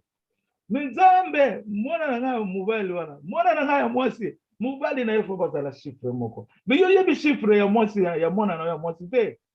Donc nous construisons maintenant Nzamba lobi to construire na kati ya millénium. Mboka ya sika na kati ya millénium. Comment on va construire ça? Ce que ça connaissance de. Ce que ça discipline de. Ce que ça dit respecter. Ozomona. Yango wana papa na ngai asali ngai pe nazala na chiffre na ye. Pe chiffre na ye. Azobenga ye makila alobi Elinzeza aza makila ya Yesu. Alobi makila na ngezo kule. Ne bazomona makila te. Dateli loboko na nga ezobima makila. Abi me bato bazomona makila te. Yango nazomona pona nini bato bazomona te. Poser la question. Po bato batengami mingi. Pona nini bazoye batenge nga naza le sang de Jésus. Mais na kati ya sang wana Yesu alobi ya le rédempteur. C'est comme dans la parole, il y a le sauveur, la lumière des hommes. Yango alobi Emmanuel, bato balinga te. Emmanuel aye ko sauver. Oyo aza na kati na ngai. Oyo aza pe kombo na ngai. Ozomona. Donc tozokende na logique ya likambo. Donc ozomona awa nzamba lobi Emmanuel aye donc alobi nzamba lobi lisusu. Il faut koyeba ndenge ya kosalela yango. Pamba te Yesu aye na kombo ya Elinzeza. Il faut koyeba ndenge ya kosalela yango. Alobi lisusu, mais Emmanuel aye na kati na biso. Jésus, comment il va aller le combo ya Elinzeza? Mais non. Nous ne pas la vérité, nous sommes tous les bandits mukini. Non. Je répète ça encore. Batunaki, Jésus, là, ce qu'on va reconstruire le royaume, au lieu qu'on va restaurer le royaume. Ce n'est que le Père qui a la réponse. La réponse est que nous avons. Yesu ba question mingi ba retourner dans répondre. Ngote. Bino bolingi nzamba yebisa bino ba secret na dès le commencement. Hein? Bino soki bolobi kendenge nini kombo ya Elinzeza tango Jésus zoloba na Apocalypse 19:12 que yaza na kombo na ye oyo ye moko kaka yebi. Botala ngo. Apocalypse 19 verset 12. Ye moko kaka yebi kombo na ye personne. Nzamba zana ba kombo bele Shaddai, je suis nini, mais le vrai nom du Père o nzamba la biso pour accomplir kobika na biso c'est par le nom de lui. Mais nzamba pese biso kombo ya Jésus pour na sauver biso na makambo na biso. Mais na mission ya likolo Jésus alobaki yango. Lui-même Dieu a parlé. Priez-moi à mon nom de Jésus-Christ. Priez à mon nom. Mais Jésus, il y a une mission, il y a Jésus dans Zambé. Et comme à un niveau supérieur, il a démontré le nom de Dieu. Donc, il y a un combo, et ils ont selon la mission. Pour nous, combo, il y a Jésus, et ça pour nous, makamunyo so mukili. Alors, demandez à mon nom, parce que tout ce que nous demandons, Dieu, au nom de Jésus-Christ, afin que Dieu nous ouvre les portes. Mais tant que comme une mission, il y a moi, nana papa, non, mon santo. Mais comme il y a combo, il y a le Père. Parce que le Père, Jésus, alors qui Père, sanctifie-le, parce que ta parole est vérité. Alors, qu'il y a Jésus, mon côté. Moi aussi, je l'ai sanctifié. Il faut total. Langage du cambo. Donc, les Cambodgiens, échelon par échelon, saison par saison, temps par temps. Nataya Joseph, et Zalagi Makamusu, Nataya Moïse, et Yena Makamunango, Nzamba Lobaki na Moïse, Mutaomona Yazate, est-ce que vous êtes au monde à été? Nana Brahim à mon a été? Hein? Osomona, Nabandoto, tout le monde a été? Mais, na saison wana elekila kinde mwana tango Yesu azoloba ceux qui balobi yazali kuna ne croyez pas, il ne faut pas aller yango na batu bandimata ke ngana za mwana nzambe. Si on dit allez là, ne croyez pas, n'allez pas après lui. Oui, tu as dit que va ventiler baza mingi mais bato bakosaka na kombo ya Yesu bango moko kosukela bango okokene musika te, tu seras écrasé. Oh bazoya na lukuta ya kombo ya Yesu nzambe bakosela ke makambo te na ebisabino lelo. bato bazokosela nzambe makambo mpo bazoyeba ye te me nzambe bakoselaka ye makambo te mpo nzambe azosika yo ozali. me ntango Jésus azongi na le Père, avant azonga na le Père, ntango aresuscité, banani bamonaki ye. me ye alobaki ke soki okoyoki ke bamonaki ye, il ne faut pas aller. me bamonaki ye après la résurrection, bamonaki ye abimelaki bango 8 fois, bamonaki Jésus. Mon parole est un mystère mingi. Marie Magdala monaki yete alinga simbaldite ko simangana note na nazonga na le Père te. Mais yemo ka le biso ko ba bike o moni ke Bible parce que ko yeba révélation ya Bible te. Yemo ka le Bible je vis et vous me verrez mais le monde ne me verra pas. Donc azolo bana oyo ya ye nde ba komona ye oyo ye te ba komona ye te oyo baza Yesu te ba kondimaka ye te. Bazana mitema ekangama kangama ya Satana bakondimaka Jésus te, ils ne croiront jamais à Jésus-Christ. Mais oyo baza ye bakondima ye pe bakomona ye pe bakovivre ye. Il faut comprendre le langage ya Nzambe. Siko naza toujours na kombo ya Yesu mais Emmanuel aye na kati na biso esengeli koyeba kolanse kombo ya Eli Nzeza. Esengeli koyeba kotombola kolanse lingolo ba kotombola kombo ya Eli Nzeza. Kombo ya Eli Nzeza ezali moko na kombo tozobenga Jésus-Christ égale Eli, Eli égale Eli Nzeza. Eza kombo moko. Eli Nzeza azali Jean 15. L'esprit du Père de la promesse, cet esprit est venu en chair. Oyo nzamba lobi na livre d'or. Ne tozabo makambo tozolo mikoloyo. C'est dans le livre d'or. Yango tozo mona ngo komi trop élevé. C'est le moment du livre d'or maintenant. Donc makambo tozo vivre nango est un livre d'or. Nde ngono moni na kombo ya Eli Nzeza ezali kaka même kombo ewuti na kati ya Yesu. Yana zo psabino awa écrit le nom de Nzeza. Mabota manango. Nzamba yebake akoya na kombo wana. Ndenge nga mona monaki Nzamba kiti na mabele awuti na avion. Ye moko na kati ya avion alati robe ya pembe. Me kombo ekomama me nazo kokotanga te. Na tuni Nzambe kombo nini Nzamba kiti na ngo. Alobi na nga kiti na kombo ya Eli Nzeza. Wana eza foli pona donc na musuni soke zo yokango osomona de comment bato balingi ba commander Nzambe yango na faut suivre les dons de Dieu, la représentation de Dieu. Faut suivre là où se trouve l'image de Dieu, là où se trouve la connexion en direct de Dieu, là où se trouve l'église de Dieu. Et l'interférence pour rassembler l'église. Parce que Nzamba Lobang c'est Alubinanga nani a relevé la lumière de l'église. Ce n'est que toi, Alubino, c'est Elinzeza qui va élever la lumière de l'église. Tako Kisaki Ango, parlez 3 fois au nom de Jésus. Église, lève-toi. Église, lève-toi.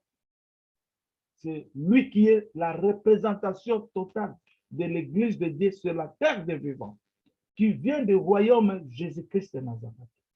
Nde yango na nde to ndaki to yeba to comprendre likambo ya statut o mama Lena na mona. Na leki wana Nzambe alobi bo banga yango doko banga kombo ya Eli Nzeza, bo sunga yango doko sunga kombo ya Eli Nzeza, ekokoma pe na mokili mobimba. Ozomona nde na moni loboko na ngai Eli etelami moto eza kwa seklango mokili mobimba ezomona loboko na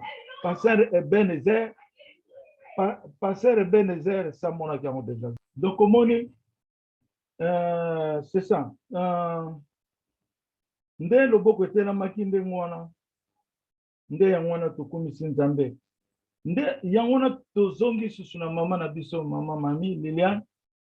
Tokomona ke monima oyo emonisami ezali pona sepela isengo te na pona sepela pona nzambe na ngazo kopisa abikisa biso azo sauver biso esengo na ngeza wana nga na continue na humilité na nga na continue kozala humble simple mais maman Liliane mutamoni yango ezanga ite nzambe aye siko ko confirmer tango maman Liliane azwa yango nzambe aye ko confirmer na kombo oyo boyebi ndenge nzambe alobaki na nga donc nazalaki ko disons que nazalaki ko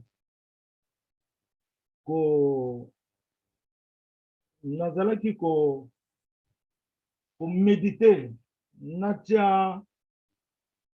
natia kombo mususu nazoluka ngwawa natia titre mususu nazoluka ngwawa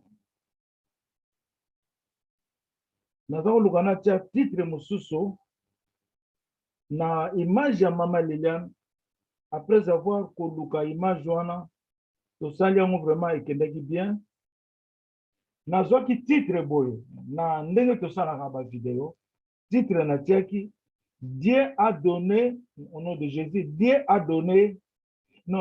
démontré la statue de Linzeza avec la source d'eau pour la promesse de la bénédiction dans le royaume de David au Congo.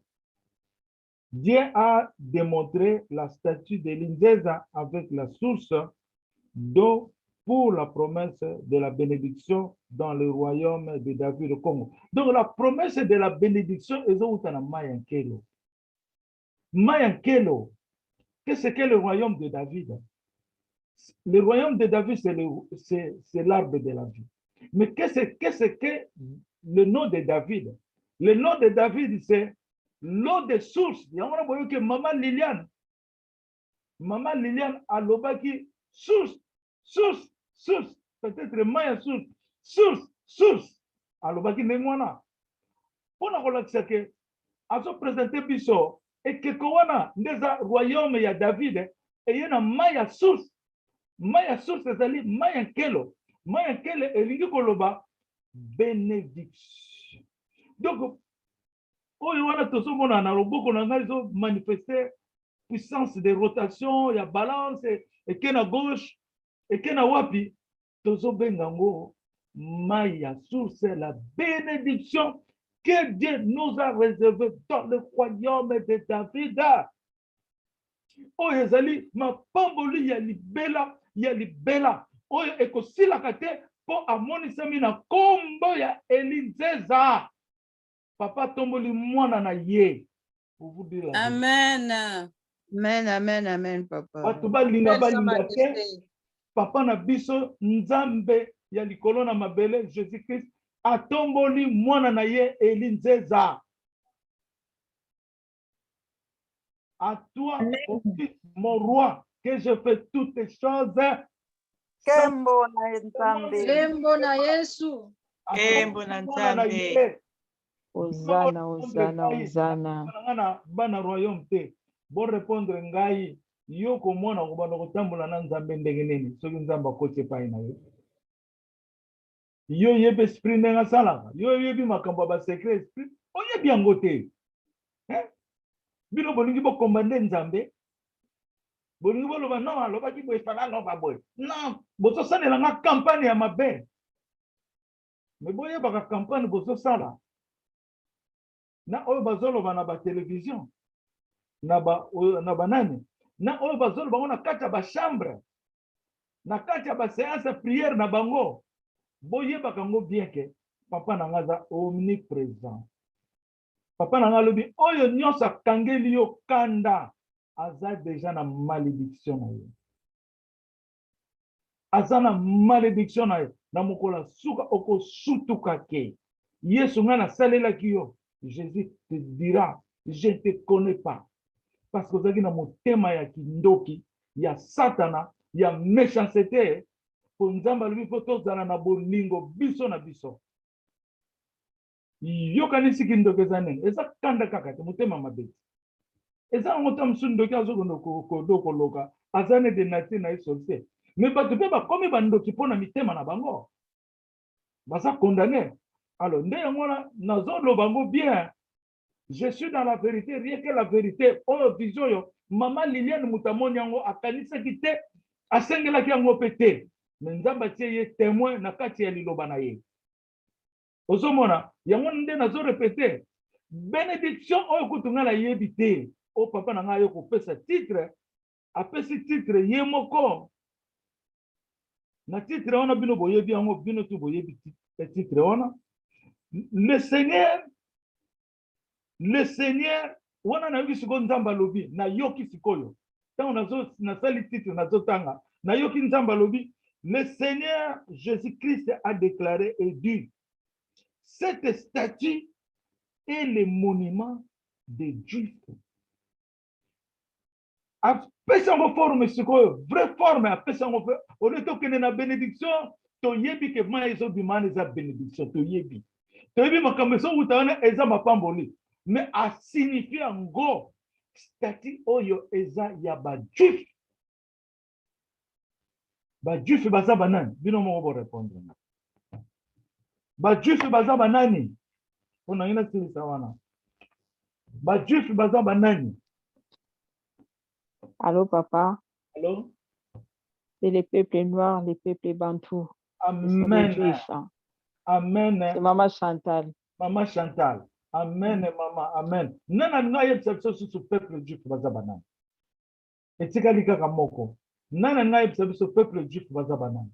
Allô, papa? Oui. Ma Marie Yesu, le né Congo. Mais maman lobi yango déjà. Alobi yango bien le né Congo. Maman Chantal, olobi ndenge nini? Ya lobi peuple noir, peuple bantou, ngana ajouté ga né Congo. Mais akende giti kuna te. Peuple noir, peuple bantou. Peuple noir, peuple bantou, nde wana biso nde ba ne Congo. Peuple noir, peuple bantou, ba centrafricain, pour bien parler. Nani sosa koko pesa biso, olobi peuple ne Congo, ça va, ils va bien. Nana koko pesa biso référence mususu, ya ba juif baza banani. Amen, papa. Amen. Papa. Maman Marie, Israélite, les Israélites, peuple israélite. Peuple israélite. Mais ce qu'on y a bien, maman lobi bien. Ah bon, on a moni tamba qui yamba qu'on appelle ça comme peuple israélite. Yo lo bagateka ko komaga. Peuple israélite yango ndenge nini? Peuple israélite parce que les gens ba israélien oyo babotama na Israël ko na Congo bato pe babotama baza ba israélien. Mais il faut définir yango bien. Nana ko pe mama yo molobi bien. Peuple israélite. Peuple israélite on baza ndenge nini? Comment sont venus tout ça? Nana ko loba. Nana ko pe so ndimbola. Peuple israélite. Papa. Ah. Na ajouté ma Marie Yesu, Juda. Mais maman d'autres, Juda azalaki ye moko te. Deux tribus azalaki disparu na Israël. La tribu de Juda et Israël. La tribu de Juda eye ko se recouvrir, ko retrouver, ko reconnaître na Congo. Pour Congo za Juda, nde yango na su monopole ya royauté. Mais ba Israélite ba zebele ba za modèle belé. Nana ko pesa so réponse bien. Poto yeba, oyo nzamba lobi. Oyo nzamba zo loba. Cette statue, oyo Elinzeza, est le monument des Juifs. Faut comprendre qui est ce peuple juif. Ou bien qui sont. Amen, papa. Oui. Amen, papa. Ah, oui, maman. Maman Magdala, est ça peuple Africa Gloria? Na Africa, ba nélotique bazali. Amen, papa. Allô, papa. Amen, papa. Oui, maman. Maman Monique, les descendants d'Abraham sont des Juifs. Les descendants d'Abraham. Amen. Les descendants d'Abraham. Les descendants d'Abraham, les Juifs. Les Juifs, les 12 tribus d'Israël. Les 12 tribus. 12 fils de David. Les 12 tribus. Nde wana ba mama nanga ba papa.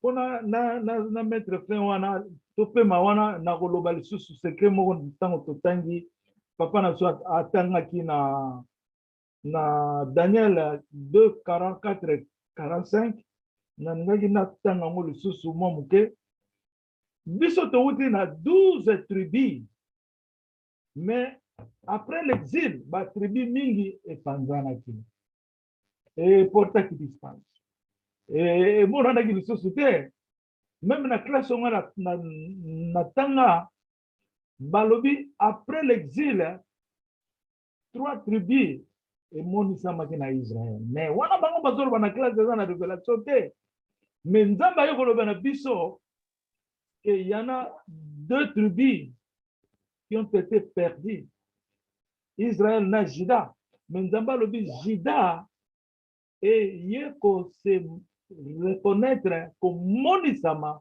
na RDC na royaume de Congo ozomona donc biso lokola to monisami na Congo nous sommes les rois sur la terre de vivants parce que Juda a un monopole na baptême na bénédiction oyo Jacob asalaki na bana na ye tanga komi na Juda apamboli Juda comme le roi. Amen. Ekotika laka eza na Genèse. Non, c'est 49, papa. 49, 10. Ah, ok. Genèse 49. Voilà. Ah, voilà. Merci. Maman Tunda aza très attentif. Ah, ça. Ça qui fait, hein, basoldat. Basoldat nzambe balalaka pongi te. Je lis au nom de Jésus, Genèse 10, 49, 10.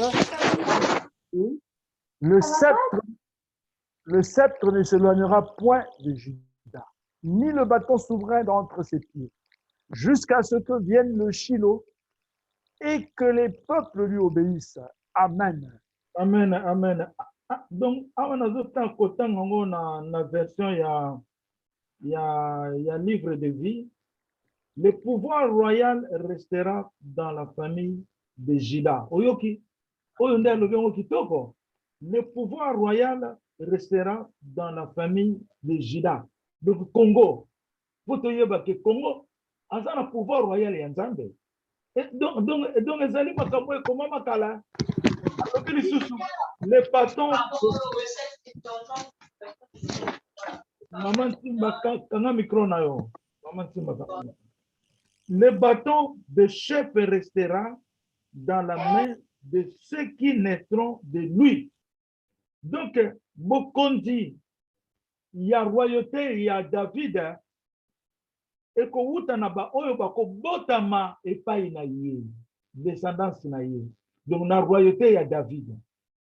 Ozomona, on va expliquer en clair, le bâton de chef restera dans la main de ceux qui naîtront de lui. Emmanuel.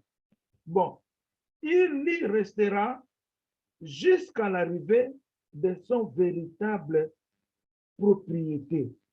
Donc, il y restera jusqu'à l'arrivée de son véritable propriétaire.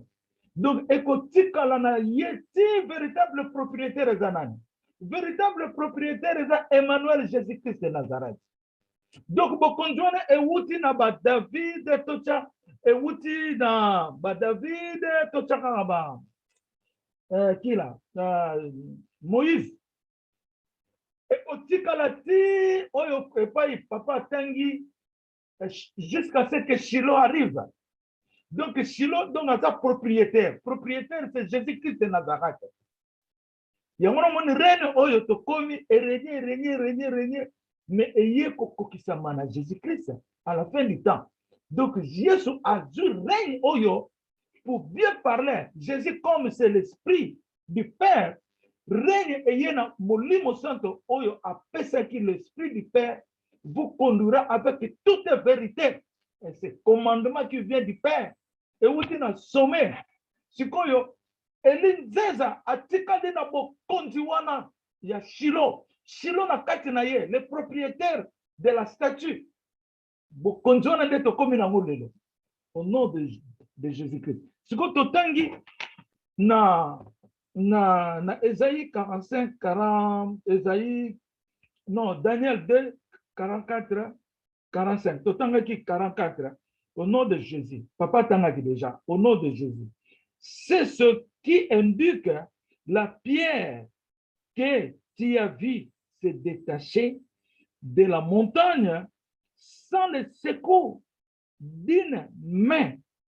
Nakoexpliquer wana. Yango nezolo bana biso libanga oyo est détaché na montagne sans le secours d'une main. Quelle est cette montagne là?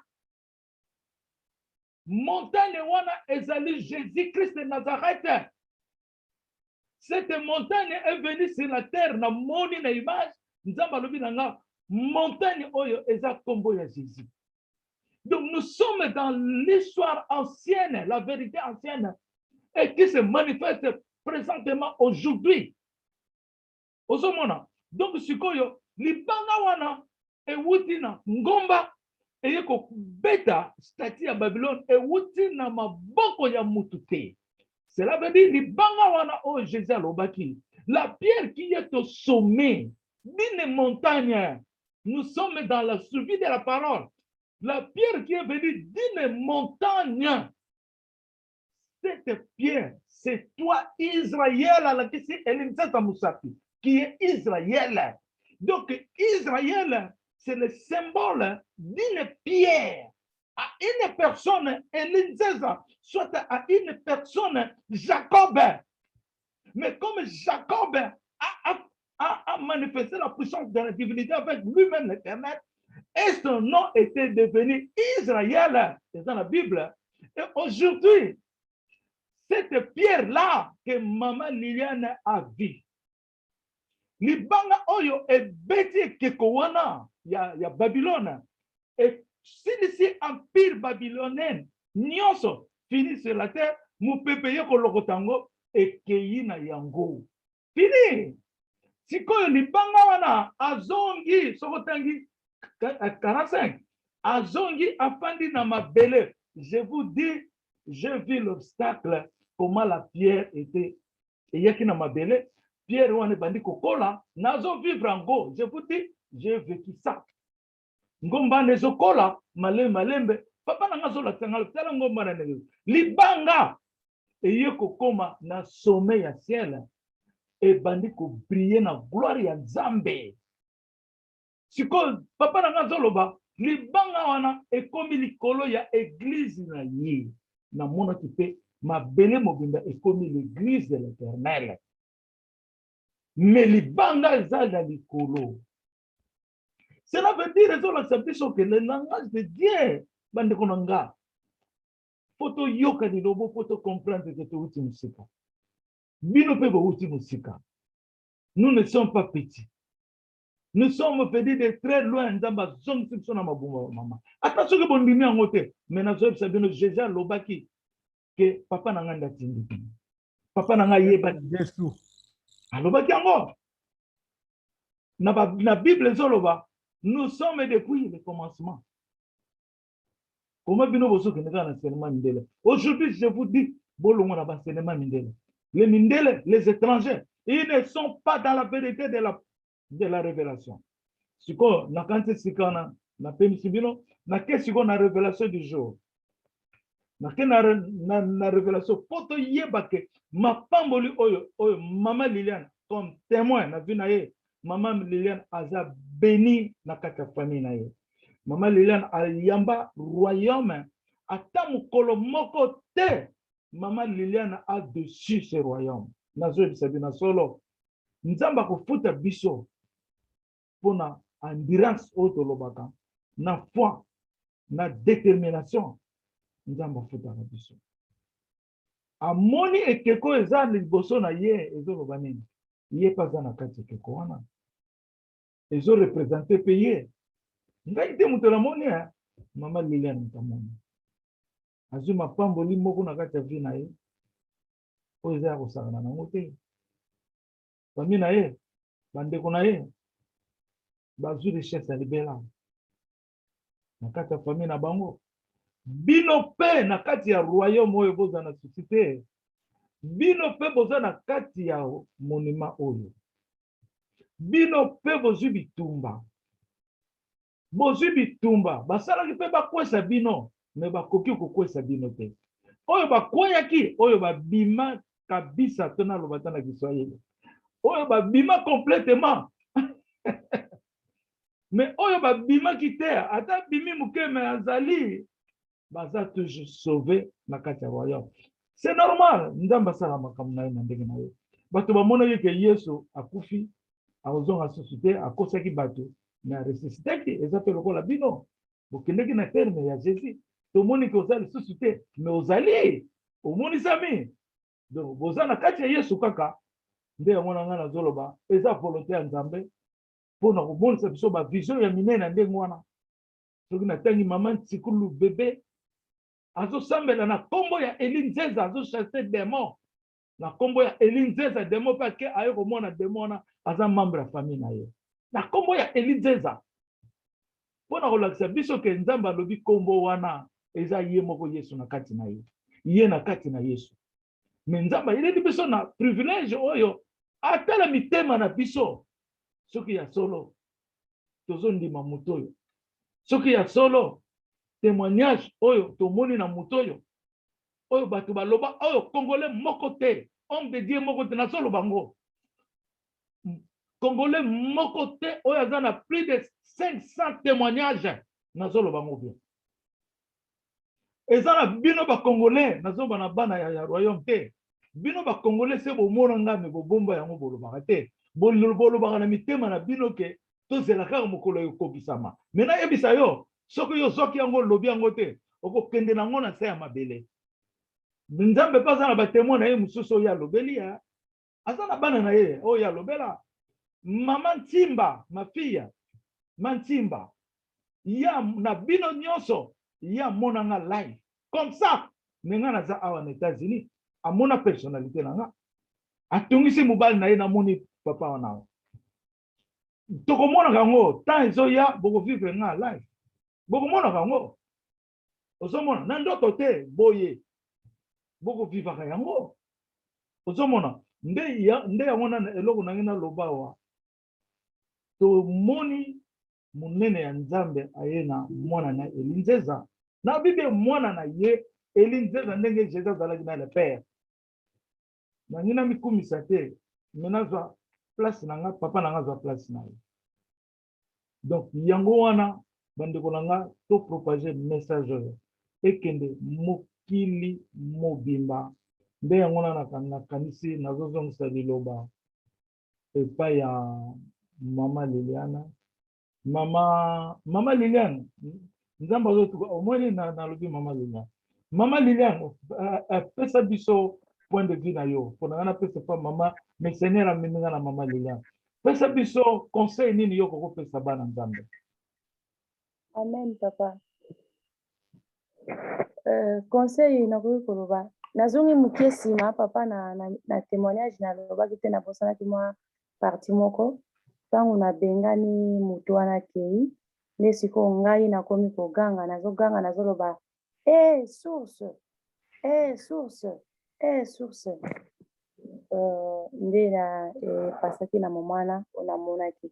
Alors conseil mukie nakoki kopesa na bane Kongo na mokili ba oyo bazolanda biso bazo koyeba te nini ezoleka na mokili oyo Nzambe azosala.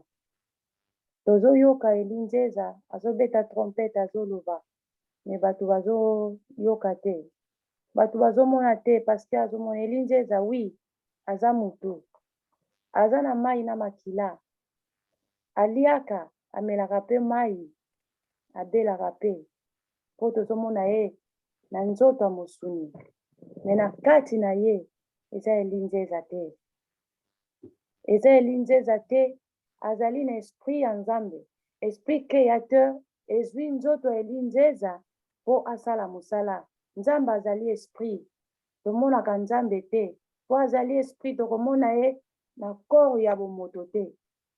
Me nzambe akozwa nzoto ya moto, akozwa nzoto oyo ye alingi azwa po nzoto wana emema esprit na ye asala mosala na ye. Na yango bandeko na biso tozonga kaka na nzambe.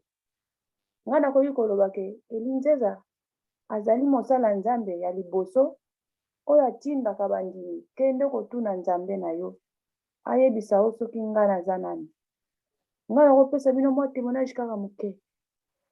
Ntango nakomaki kosola na papa Eli, liboso napozaka ye question. Napozaka ye question wana nabosa na yango te, natunaka yo eske prophète Eli yo ozali prophète oyo Eli oyo nzambe alobaki akoya na ntango asuka? Ye alobi na nga, papa Eli areponda nga te. Alobi na nga kende kotuna nzambe. Alors ngai nayebisaki mpe papa Eli eloko te, na sa motema na nga nalobi eske yo lokola oza na grâce wana nzambe alobelaka yo boye, eske bato nyonso mpe nzambe alobelaka bango bongo? Mais quand même nakendeki kosambela, nasambelaki kaka 2 jours apamba nazwaki réponse. Yango wana vraiment soki tozokota Eli nzeza doute mpo tozomona ye aza moto kaka lokola biso, mais azali moto te, totuna nzambe. Jésus Christ epa ayaki moto, ayaki na corps céleste te na mabele, ayaki na corps ya mabele terrestre, alati nzoto ya bomoto po asala mosala ya nzambe lolenge moko na elinzeza. Bandeko na ngai toandisi mitema na biso te, totuna nzambe elinzeza aza nani. Po ntango bato ekokangama, porte ya bato ekokangama masuwa, ntango masuwa ya porte ekokangama ekozala pasi mpona biso, surtout biso bakongolais tozonyokwama na mokili oyo. Eza na peuple moko te azosufri lokola congolais, mais baoriente biso na nzela mosusu po tomona lobiko na biso te. Mais ntango ebelemi tolanda Eli nzeza, ye nde aye na lobiko na biso. Merci mingi papa, mokie nakoya kobakisa yango wana. Amen, amen. Tupamboli nzambe. Nazungisi liloba epai ya mama Chantal Beka. Amen, amen, amen, amen, amen, papa. Gloire à Jésus. Merci mingi papa, sa majesté kopesa ngai liloba. Oyo ezali sagesse mystérieuse ya nzambe papa. Sagesse yango ezobakama kaka mokolo na mokolo. Éternel et Dieu le Tout-Puissant. Tolingi yo mingi, le roi des rois. Yo ozali libanga. Yo ozali mobikisi na biso oyo ye kosauve mokili. Tika ete Emmanuel kombo na ye kumbama. Soki na kobakisa ndambo epai ya mama Lilia na likolo, nazwa deja révélation moko na pongi na ngai. Eza nango mulai me na okende kaka na suka. Na suka namoni papa Eli na liboso ya temple moko boye. Moto abandaki koconduire biso. Azolakisa papa Eli mosapi. Alobi Eli wana bozomona azalaka moto te. Azalaka pe moto te. Nga nazeli siko moto wana répondre nga azalaka moto te, azalaka nani. Mais nkati na nga moko na mipesi deja réponse ndenge papa alobaka na biso. Bandeko na ngai, papa Eli azalaka moto te. Bandeko na nga bakongolais, toyamba liloba oyo ekomeli biso na porte ndako. Oyo nakoki kobakisa moke kaka yango wana. Yango nde nakoki kobakisa. Na yango wana nakopase liloba na ngai epai ya mama na ngai Tunda. Apesa biso banonce concernant oyo ezoleka na kati ya mokili oyo. Mama Tunda liloba epesameli na yo na kombo ya Emmanuel. Amen. Amen, amen. Lokumu kembo pe masanjoli ezala na papa na biso, monima na biso ya ba juif, mokonzi munene, bolingo na biso, lobiko na biso, kembo pe masanjoli etonda obele na kati na yo. Merci, merci mingi. Merci mingi mama nanga Chantal pona kopesa nga maloba. Merci. Papa pambola yo mingi. Na pesi ba shalom shalom na bandeko na biso bana ya royaume. Na pesi bino ba shalom mingi. Tikete to demeurer éternellement na kati ya monument oyo ndenge papa uti koloba. Ezalinga mama Tunda muya wa Emmanuel Yesu Kristo. Bande makambo ezoleka na mokili oyo ezomata. Ba souffrance ezomata. Ndenge liloba elobaki, ndenge papa alobaki ke moto ekoya lisusu makasi. Na France, mbinzo ebimi parce que papa za l'Éternel Dieu des armées azana ba arme ebele. Arme ya mbinzo ebimi na France. Mbinzo ya ba ezobima na banzete ya chaîne. Mbinzo wana eza na ba poil.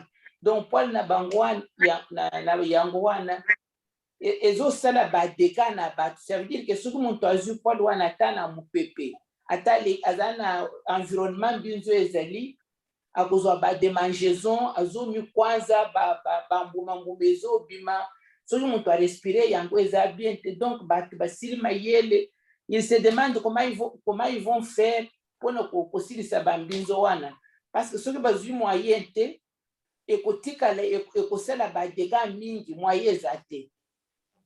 Kaka na France kuna ba inondation pas possible bandeko.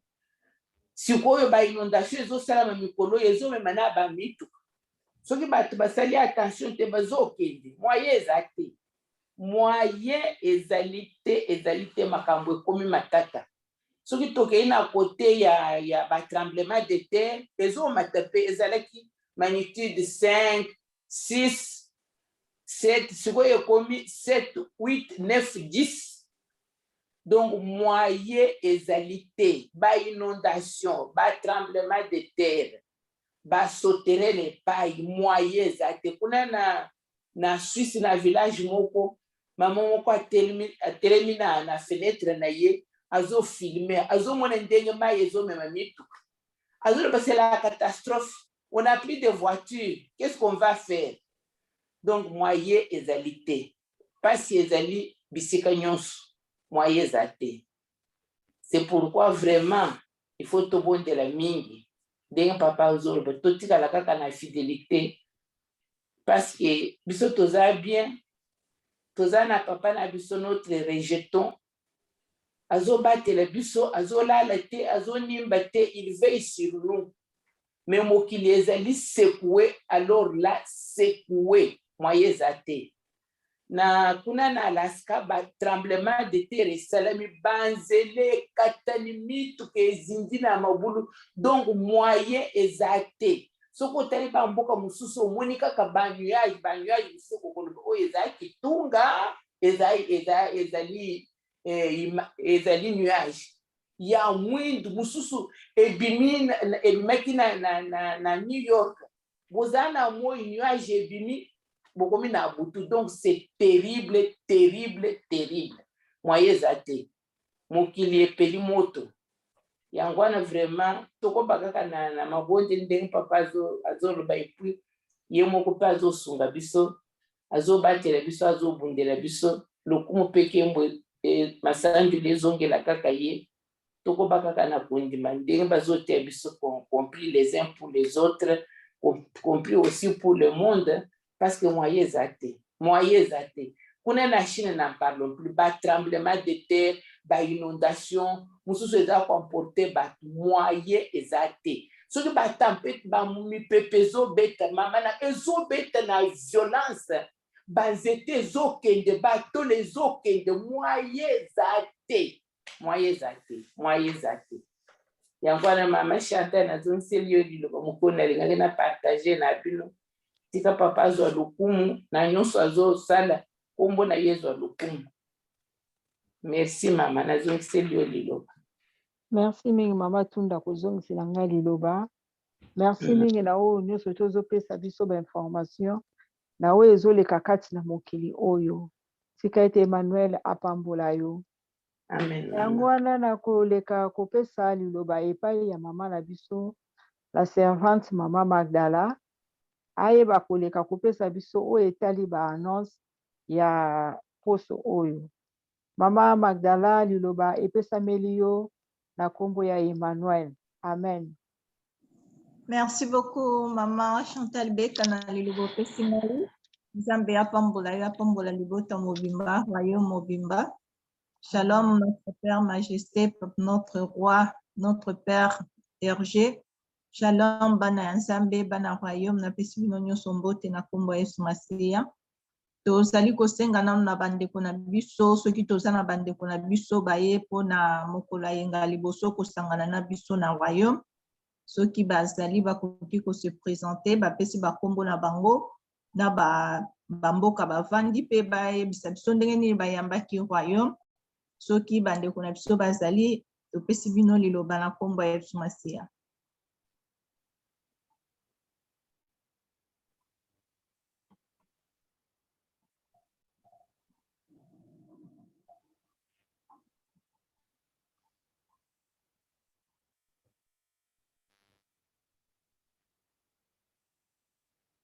Kembo na Nzambe, Nzambe azwa lokumu na pona banonce lelo topemi wana topesi liloba tozongisi liloba na mama Chantal Beka mama nazongisi liloba na kombo ya Yesu Masiya. Merci maman. Merci mama Magdala tika ete Emmanuel apambola yo na kozongisela ngai liloba bandeko. Merci. Eza na mateya etushenga moke ya papa lingaki naloba ete biso nyonso toyebi définition ya la foi. La foi, c'est le trône de Dieu qui s'assoit en nous. Tout à l'heure, papa alobi ete trône ezali monument. Ezali monument. Yango wana etushe ngai vraiment. Donc na foi na biso tokolisa ba foi na biso. Tango ba foi na biso ezali ya kokola ekokoma libanga oyo ezali monument. Yango nde ekovanda kati na mitema na biso. Monument wana ekoya kovanda kati na mitema na biso. Soki ba foi na biso ekomi lokola libanga. En tout cas, tushenga point na mingi vraiment. À chaque fois pe na lobaka mingi tokolisa ba foi na biso ekoma vraiment lokola libanga. Po foi soki ekomi lokola libanga, ekomi lokola ya monument, mutu akoki koya kokasa yango azali te. Na yango wana na koleka kopesa papa na ngai parole po ete ayeba kokamba biso na losambo po topema wana na mokolo ya lelo. Papa liloba epesameli yo na kombo na Yesu Masiya. Amen.